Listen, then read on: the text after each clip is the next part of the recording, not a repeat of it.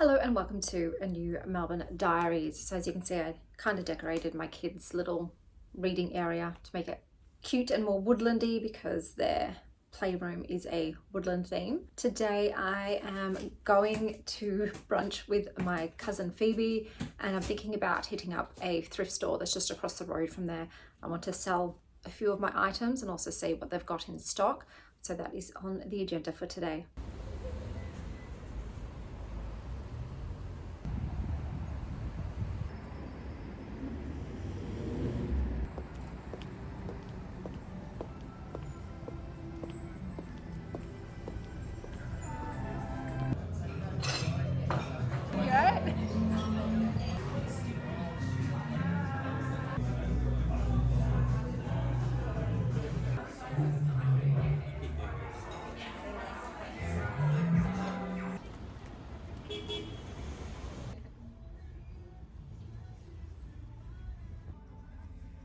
It's so Ruby and the Rata vibes.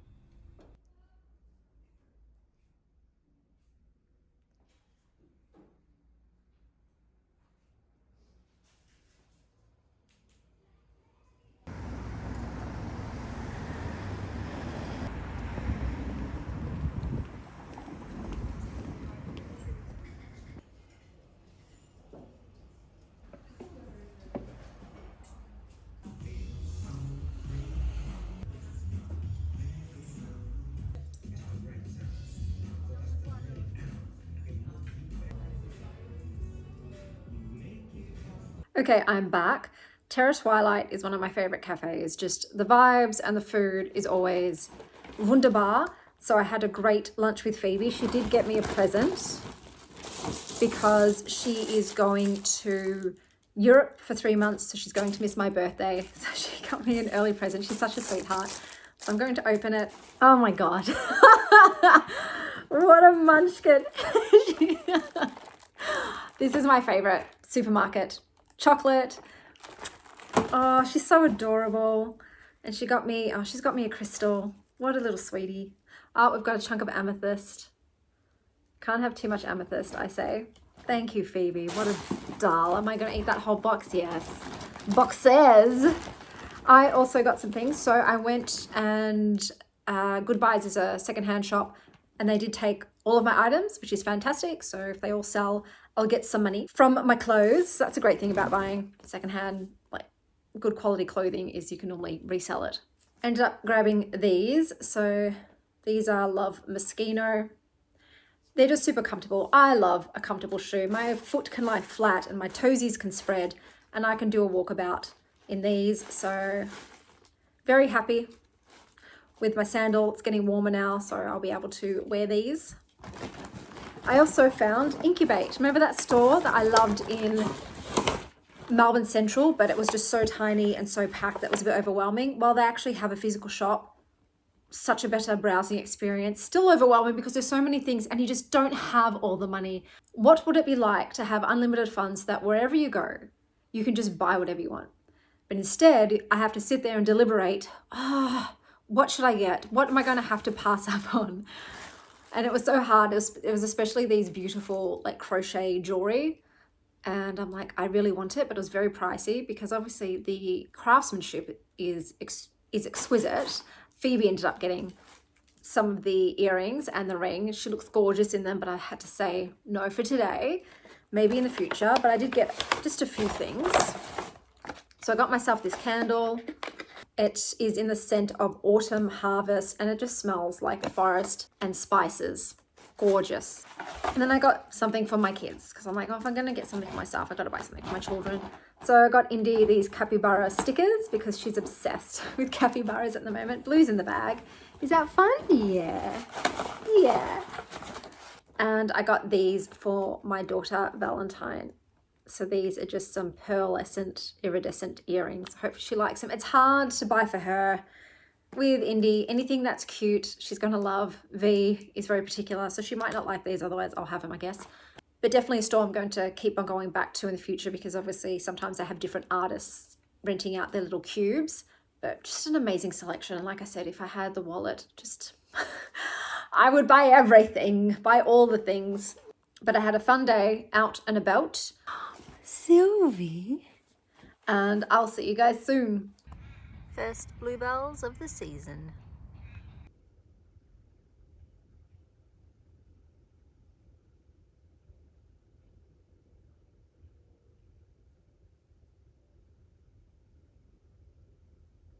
Good morning, guys. So today I am just heading out to a cafe and I'm just going to do some shopping. So that's what I have on the agenda for today.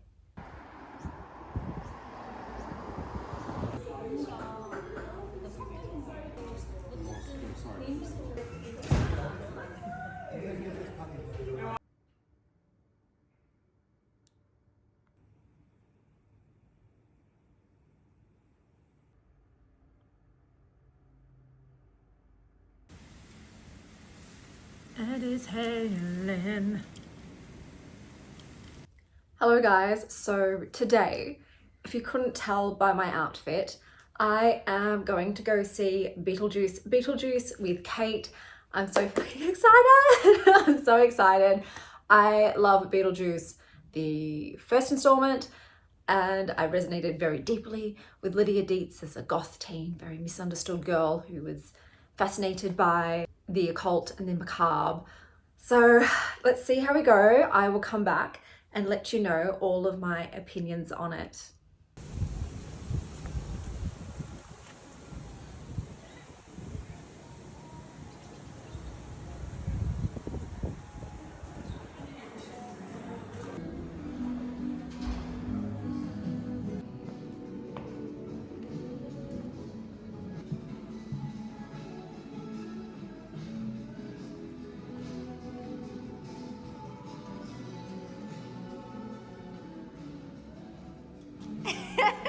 Hello.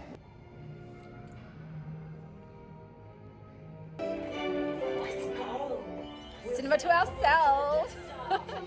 Long distance relationships can be difficult, especially when one of you is dead and the other's ignoring it for 30 years. But Lydia and I, we have a definite psychic connection.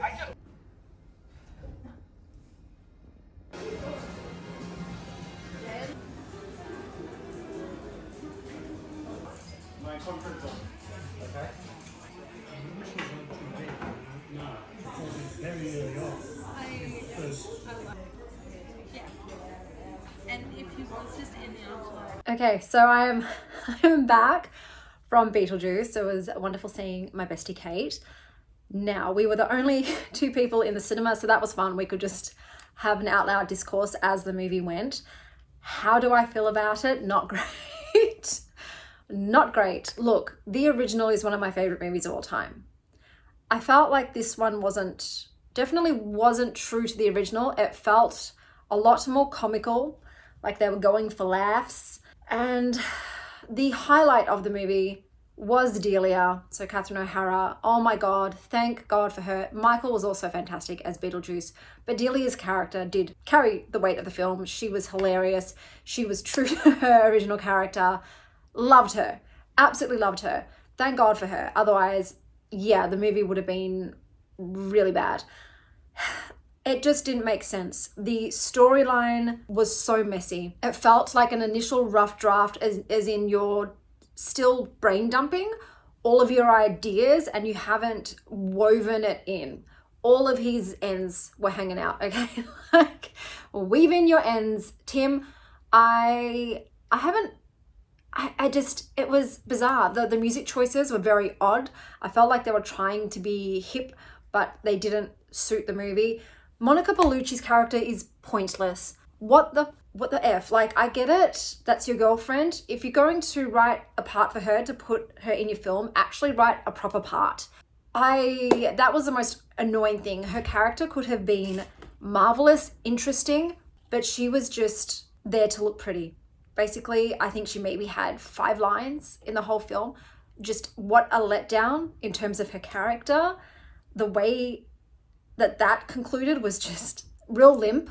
I would have loved to see more her and Beetlejuice in it. Like I said, this movie overall felt like a comedy. I'm struggling to put my thoughts together because I was just so let down.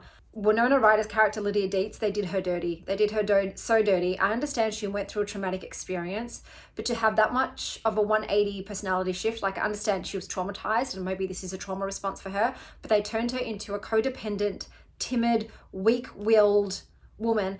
The biggest issue I had though was that she had completely sort of abandoned her daughter. Her character was a misunderstood child who felt abandoned by her dad after her mother's death, who felt ignored, who felt like she didn't belong and wasn't cared about, and then she's gone and done the same to her kid. No, that's not what we do when we become parents after having been that way as teenagers. So that really shit me because I was like, Lydia, what the fuck? Who are you? What are you doing? Like, I could excuse some stuff, but yeah, the way that she was reacting with her daughter, I was like, no, I don't buy that. I don't think that's what would have happened. Everyone's faces were CGI'd, so they all looked as if they'd had a ton of cosmetic work done, which I don't like. I don't know what the fascination in Hollywood is with making everybody look young. For fuck's sake, there's nothing wrong with wrinkles and character on your face that shows the age of time. I don't understand it. I want to see people's faces as they are with all the lines and the discolorations and the moles and whatever. Just let a face be a face. I hate it when everything's smoothed out. It gives me the creeps. Beetlejuice's character, like I said, Michael still is a great actor, but I don't know, they made him a bit out of left. He just felt out of pocket in terms of what that character was like in the first one. They kept referencing the first movie repeatedly. It's like everyone that's coming to see this film has seen the first movie. We know what happens in the first movie. You don't need to recap it for us. So like you're beaten over the head with what happened. What was in the first movie again? Please remind us repeatedly what happened in the first movie. There's a teenage love interest, obviously, for Jenna Ortega's character, which whatever, like, okay. I did like the sort of plot twist that happened in that area. So that was interesting. I was like, oh, okay, cool, interesting. But everything just felt very choppy. Like there were just all these little vignettes, little pieces just all just smushed together and being like, okay, this is a cake, but you can still see the egg, you can see the flour, you can see the baking soda. Nothing was homogenous, nothing was blended well. It felt like it went on forever. There was a lot of parts where I'm like, oh, I would totally fast forward through this scene and this scene and this scene. And there was no emotional sort of engagement in the first one. You want the Maitlands to make it through. You want Lydia to make it through. You're even kind of rooting for her parents and her stepmother in it against Beetlejuice. But in this one, it's just like, I don't know who the bad guy is. Obviously there was, what's his name's character?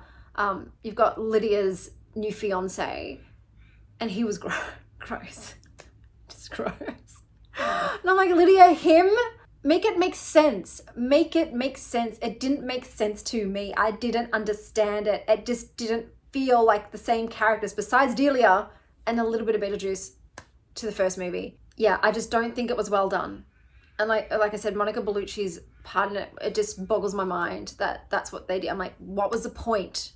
What was the point? Like, okay, thank you for letting me look at a beautiful woman, but what were you doing with this? And the ending was just such a cop-out. Just like, oh, just like that?